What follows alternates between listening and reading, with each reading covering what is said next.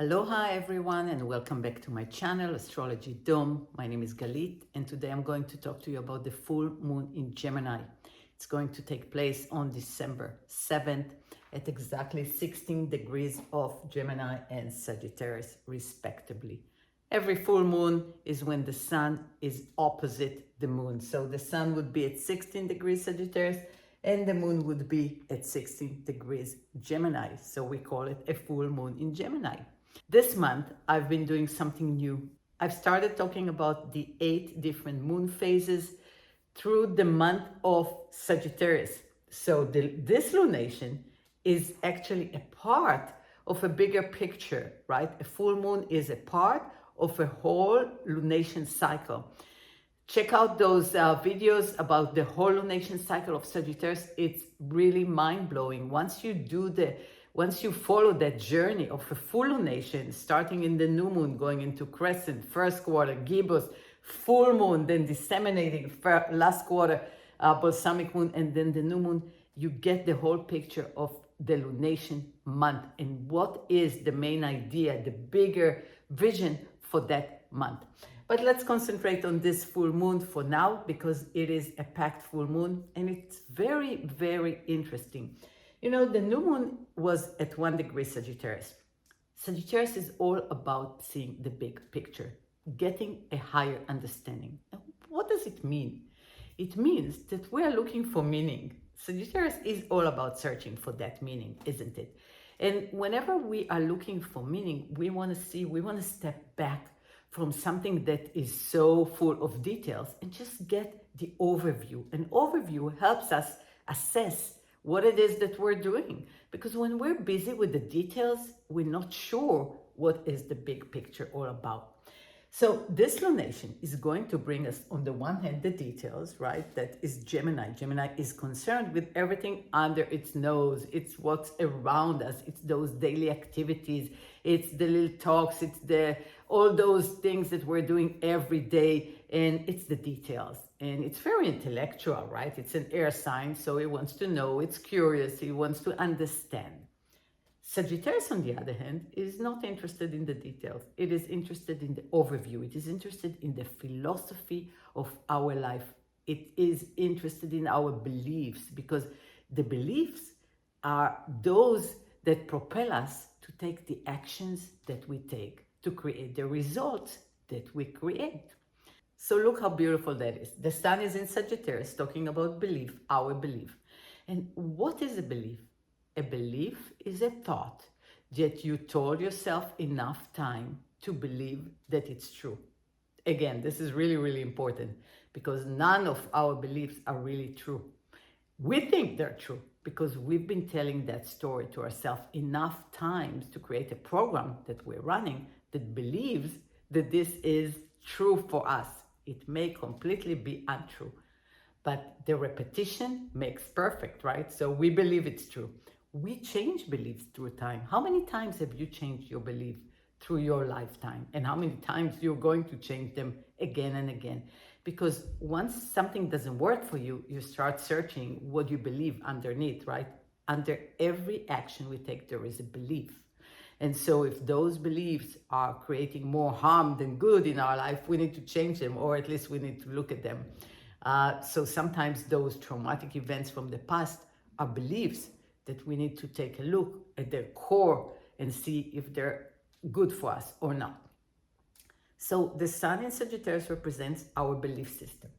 The moon in Gemini represents what we do every day and how we communicate and what we say, because the belief will cause us to say certain things and not other things, right? So whatever you believe in will create your communication style and what you're going to talk about. And the moon here is all about communication of our emotions. And the moon is conjunct Mars in this particular full moon, which is really, really important because Mars is retrograde in Gemini. It's a very long retrograde. Mars usually spends about 2 months in a sign. In Gemini, it spends 7 months, and out of that, it spends quite a few months retrograding. What is Mars in Gemini? If you haven't watched my video on that, I highly recommend. I will link it down below in the comments.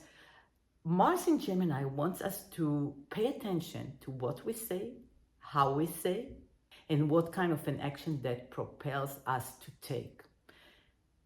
The way we create life is through taking action. Even not taking action is taking an action not to take action, right? So we constantly are taking action. But how do we take action? First of all, we have to think, we have to have a thought that we realize something, Gemini, understood something, Gemini, and then there is an emotion that comes up through that thought, Moon, and we take action according to that emotion. The emotion puts us in motion. So this Mars in Gemini is a really important time for all of us to pay attention to how we take action and what causes us to take action. What pushes you to take action? What are your triggers? You know, if you pay attention to those triggers, you can shift, you can change, you can decide if they're good or not, or you want to try something else. Life is about trying and upgrading all the time those patterns that are not so successful for us. And we all are running some patterns that are not so successful for us. And we constantly shift them, constantly change them, constantly evolve and upgrade. And this is the dynamic. What are your beliefs? What can you see? A full moon is all about seeing, right? There is more light. So this is the metaphor. We can see better in a full moon. So what can you see about your belief pattern?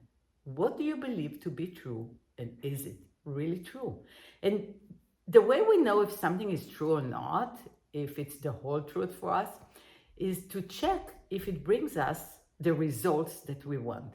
If you are in a place in your life where everything is magically happening for you and everything is great, hey, your belief system is intact, it's great, it serves you now, it is propelling you forward, you're manifesting, you're doing whatever it is that you want, and you're happy and jolly about it. Sagittarius, you go on your adventures and you're doing amazing. But if some of your life department, life areas are lacking, are not to your max, and hey, we're all there, right? Some of our life departments are doing better than others. So in those life departments that are doing less good, we can take a look in the basement, always look to the deeper level, right? Always search for the deeper truth, Sagittarius. What is the deeper truth? What is that belief, the core belief? And see if the details, and especially the emotions, because every belief we have is made out of emotions, crystallized emotions. It was a decision that we made in the past to crystallize something according to something that happened in our life. It can be traumatic and it can be not traumatic, but it is something that happened and we created a belief out of that event.